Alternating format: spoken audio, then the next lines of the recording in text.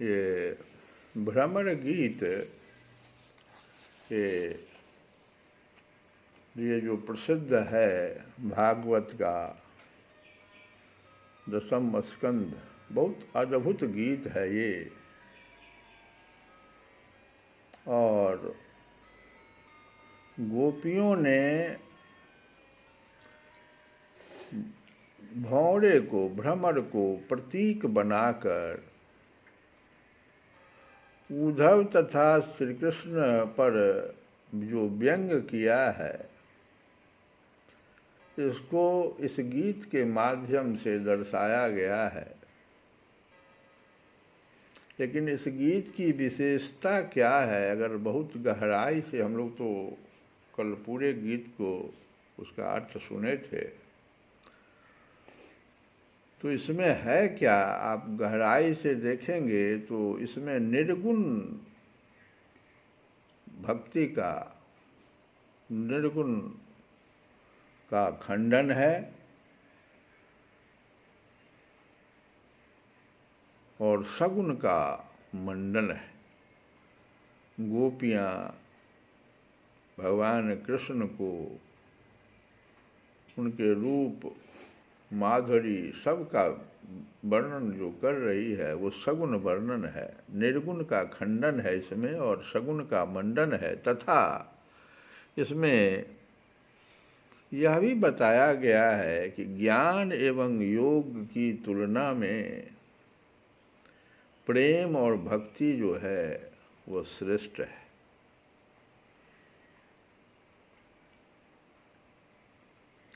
अब जब कहती है गोपियाँ कि उद्धव जी को ही सुना रही है, भ्रमर को प्रतीक बना करके, कि राम जी के जन्म के समय में इन्होंने क्या किया था, बलि ने उनको क्या बिगाड़ा था,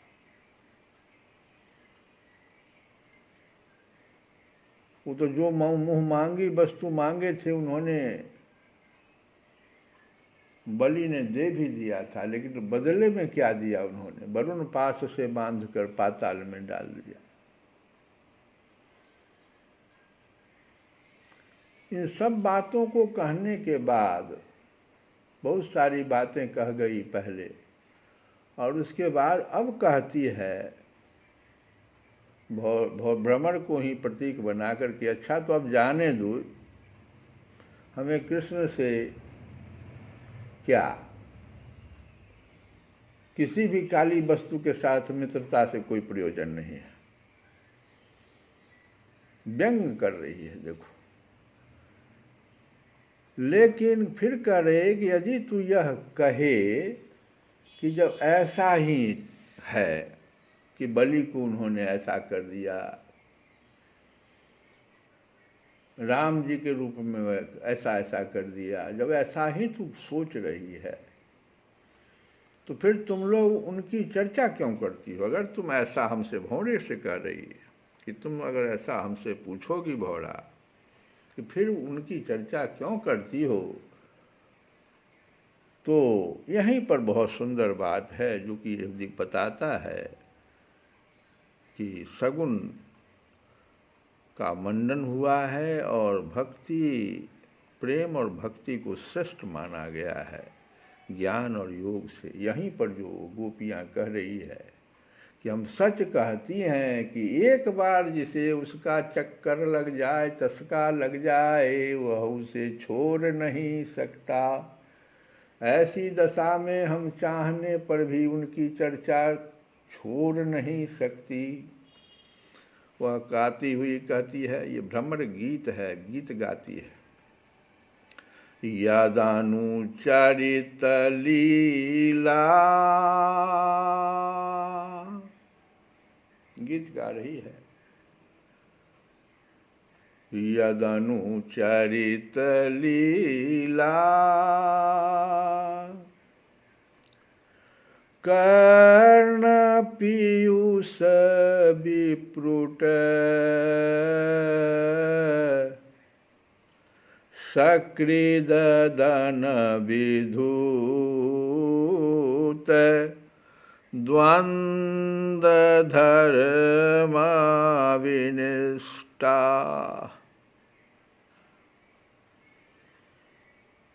यदनुचरितलीला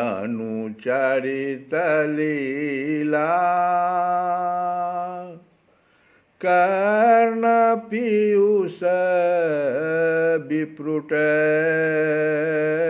सकृदन विधूत द्वन्द्वधर्म विनिष्टा। सपदि गृह कुटुम्बम्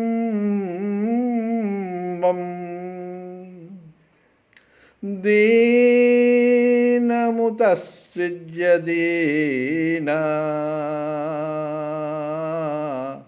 वहवैह विहंगा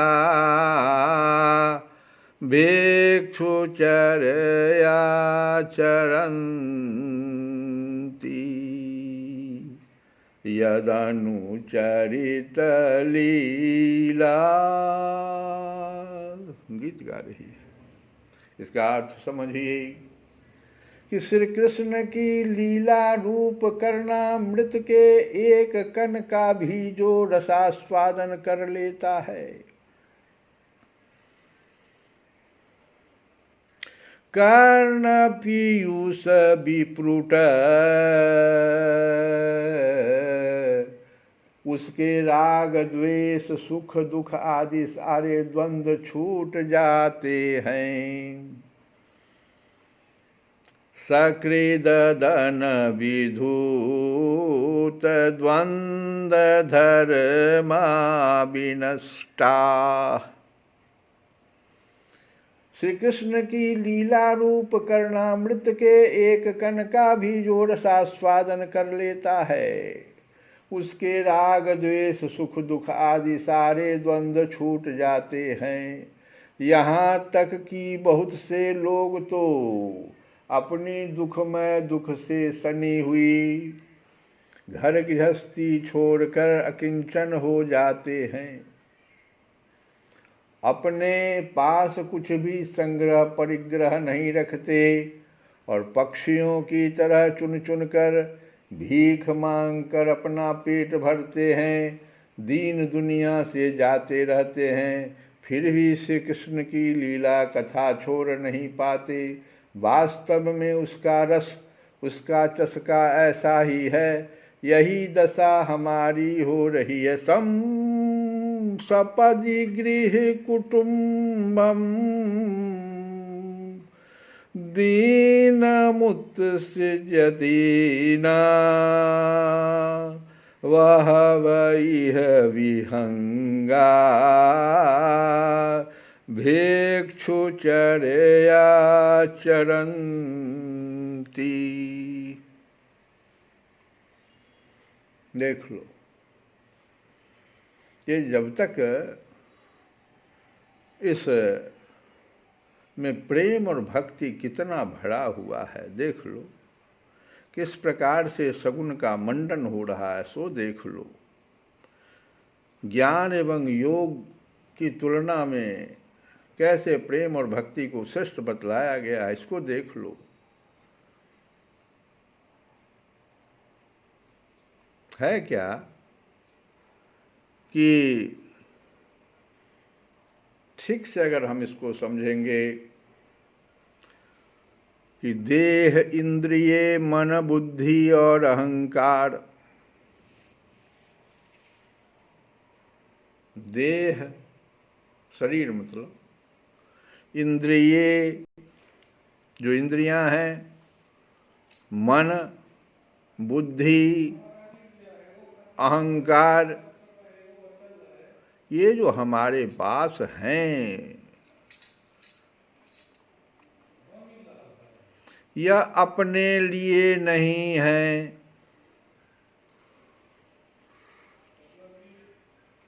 चेतन के लिए हैं।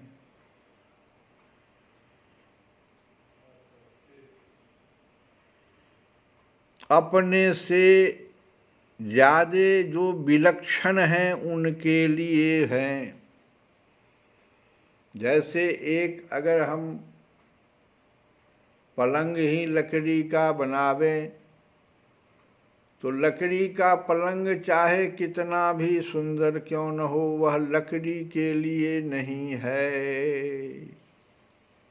वह उससे विलक्षण कोई चेतन, मतलब जैसे मनुष्य कोई सोया, राजा कोई जाके उस पर सोए तो उसको शोभा देगा। ऐसे ही यह जो देह है, इंद्रियां हैं, मन है, बुद्धि है और अहंकार, ये सब जो हैं जड़ हैं, ये अपने से विलक्षण के लिए हैं, ये अपने लिए नहीं हैं। और हम लोग क्या कर रहे हैं? गोपियां यही सिद्ध कर रही है, देख लो, सब कुछ कर रही है, हमने दे दिया। इसलिए देखो भ्रमर गीत में गहराई से आप देख रहे होइएगा तो सब कुछ वो दे रही है। अंत में यहां तक करे कुछ मांग ले हमसे, अब इतना पर भी नहीं पेट भरा तो कुछ मांग ले रे भ्रमर हमसे, हम तो सर्वस्व दे दिया।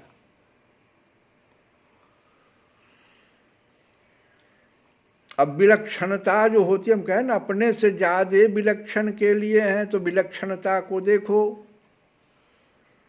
जैसे हम लोग जो हैं अनेकात्मक हैं, बहुतों में हम लोग बटे हुए हैं, हम हैं, ये है, वो है, कई करोड़।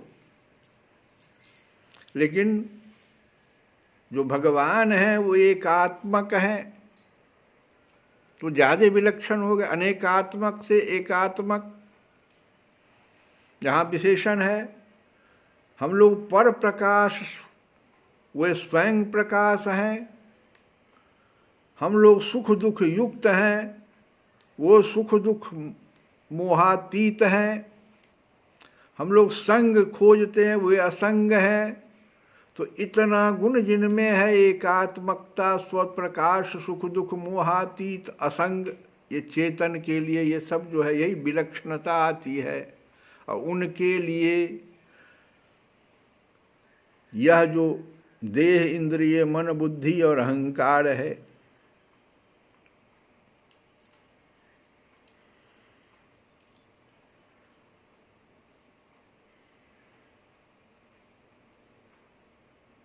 अब देखो सिर्फ देह की अगर चर्चा हम करें, इसमें देह, इंद्रिय, मन, बुद्धि सब की चर्चा करना तो मुश्किल है, लेकिन अगर सिर्फ देह की चर्चा करें तो देह क्या है? देखो, अन्यार्थ, दूसरे के लिए। कैसे? अगर कुत्ता अगर मिल जाए तो कहेगा मेरा है, ये सब है, मान लो मुर्दा है। अग्नि कहेगा जो हम जलाएंगे मेरा है। जब आप जिंदा हैं तो माता पिता कहेंगे ये मेरा है, पुत्र कहेगा मेरा है, संबंधी कहेगा मेरा है। अनेक ग्राहक हैं इसके, यही अनेकात्मकता।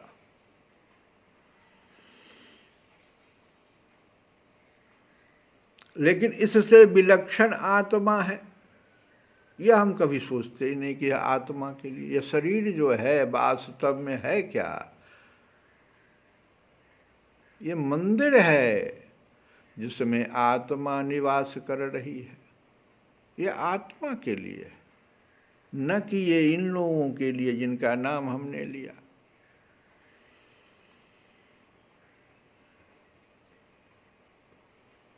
लेकिन इसके अनेक ग्राहक बन गए। इसी प्रकार से इंद्रियों का देखिए, हम लोग आत्म तत्व को भुलाए हुए हैं, विषयों में इसको रमा रहे हैं। भगवान क्या कहते हैं कि इनको, इन जो हम पांचों, इन देह, इंद्रिय, मन, बुद्धि, इन सबों को जो मेरे में लगा दिया, मेरे में, तो उनका सभी कुछ मेरा हो जाता है। उनकी आधी वह मेरी भी आधी है।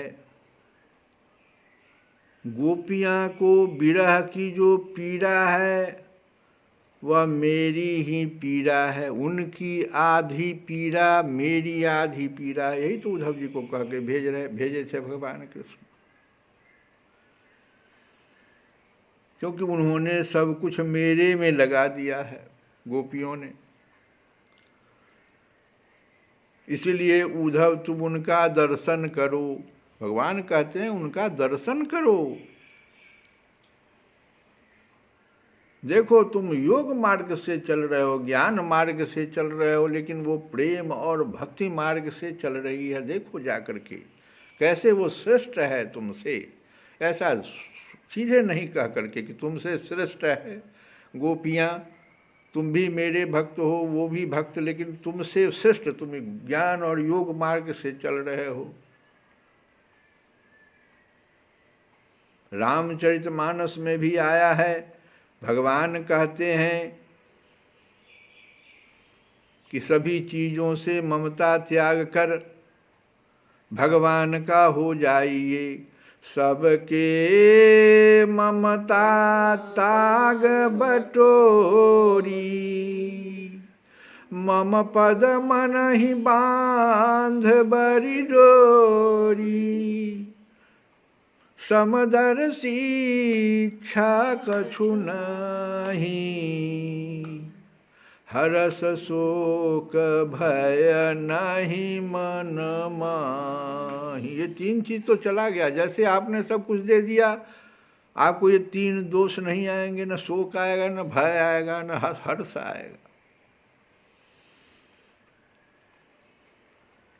अब आप ये कह सकते हैं कि हम ये सब चीज़ अगर दे ही देंगे दैहिक, तो मेरी यह दैहिक यात्रा कैसे चलेगी। हम 100 वर्ष की आयु तक अगर हैं तो मेरी, अगर सब कुछ हम भगवान को समर्पित कर देंगे। कोई भक्त ऐसा भी दिमाग में, छोटा भक्त, कम ज्ञानी ऐसा सोचता है कि हम सब कुछ जब दे ही देंगे आपके कहने से, तो फिर मेरी ये दैहिक यात्रा कैसे चलेगी। तो भगवान फिर आगे कहते हैं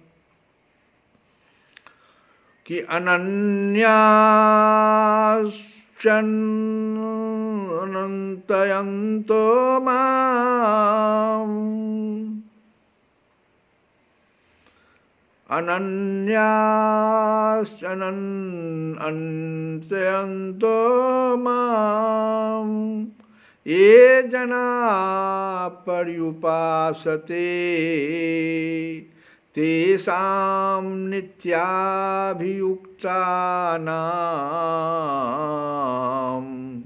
योगक्षेमं वहाम्यहम्। तेषां नित्याभियुक्तानां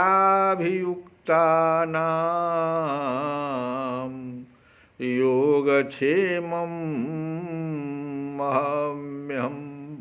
अनन्याः, अनन्याः माने सदैव, चिंतयन्तः, जो सदैव सोचते हुए, माम मुझको, जो व्यक्ति पूजा करते हैं, मैंने सब कुछ मुझे समर्पित कर देते हैं। पूजा करते हैं मतलब ये हुआ, जैसे पूजा में हम लोग सब कुछ भगवान को समर्पित कर देते हैं, चाहे षोडशोपचार से करें, पंचोपचार से, सब कुछ भगवान को समर्पित करते हैं। तो अनन्या सदैव चिंतयन्तः, सोचते हुए, माम मुझको, जो व्यक्ति पूजा करते हैं, उनके नित्य अभियुक्तानाम, सदैव भक्ति में तल्लीन मनुष्यों की आध्यात्मिक संपत्ति की आपूर्ति। तो पूछा ना आपने कि दैहिक यात्रा मेरी तब कैसे चलेगी, तो कहते हैं ऐसे मनुष्यों की आध्यात्मिक संपत्ति की आपूर्ति तथा सुरक्षा दोनों।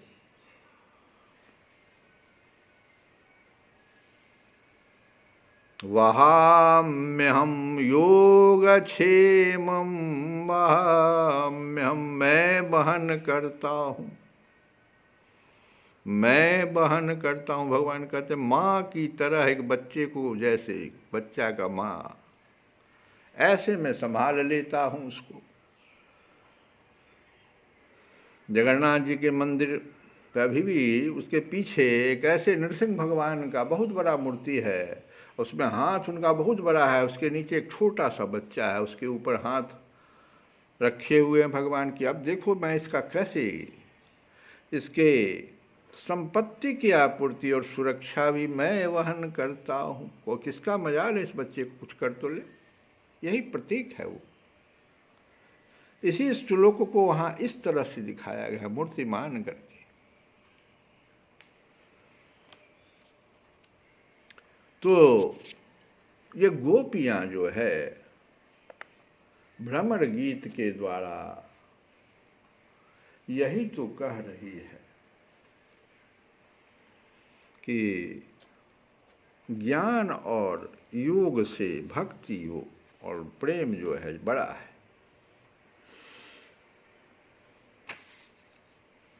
ज्ञान भी हो गया, ज्ञान भी हो गया, ध्यान भी हो गया, फिर भी दर्शन की आशा धरी रही, फिर भी दर्शन की आशा धरी रही, फिर भी दर्शन की आशा धरी रही। ज्ञान भी हो गया, ध्यान भी हो गया, फिर भी दर्शन की आशा धरी रही। इतना होते हुए भी मैं समझ ना सके, इतना होते हुए भी मैं समझ ना सके, कौन सी भावना में कमी रह गई, आप आए नहीं और सुबह हो गई, आप आए नहीं और सुबह हो गई, मेरी पूजा की थाली धरी रह गई। दीन बंधु दया सिंधु कहलाते हो, करते दो दिनों में अब तुम दया क्यों नहीं, करते दिनों में अब तुम दया क्यों नहीं।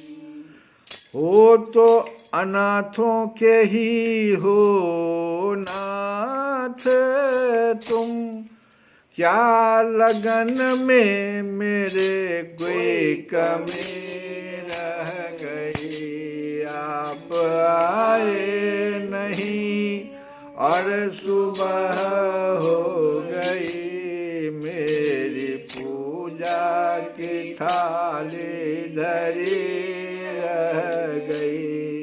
तो आसरा इस जहाँ का मिले ना मिले, मुझको तेरा सहारा सदा चाहिए, मुझको तेरा नजारा सदा चाहिए, मेरे दिल में उजाला तेरा चाहिए, मेरे दिल में बसेरा सदा चाहिए।